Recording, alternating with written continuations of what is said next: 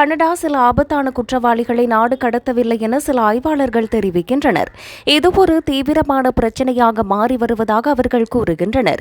ஏற்கனவே நாடு கடத்த உத்தரவிடப்பட்ட ஹங்கேரியைச் சேர்ந்த ஒருவரை அவர்கள் இதற்கு உதாரணமாக குறிப்பிடுகின்றனர். அவர் குற்ற செயல்களில் ஈடுபட்டிருந்தாலும் இன்னும் கனடாவிலேயே தங்கியுள்ளார். ஹங்கேரி ஐரோப்பிய ஒன்றியத்தின் ஒரு பகுதியாக இருப்பதால் அங்கு மக்கள் பாதுகாப்பாக வாழ முடியும். அத்துடன் பாதுகாப்பான நாடுகளில் இருந்து வரும் பல அகதிகள் கோரிக்கைகளை கனடா கையாள்வதாகவும் ஆய்வாளர்கள் கூறுகின்றனர்.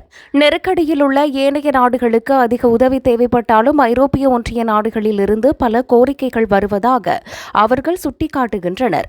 இது நேரத்தையும் வளங்களையும் வீணடிப்பதாக அவர்கள் கருதுகின்றனர். ஒட்டுமொத்தமாக இந்த விடயம் தொடர்பில் கடுமையான விதிகள் கனடாவில் அறிமுகப்படுத்தப்பட வேண்டும் என அவர்கள் விரும்புகின்றனர்.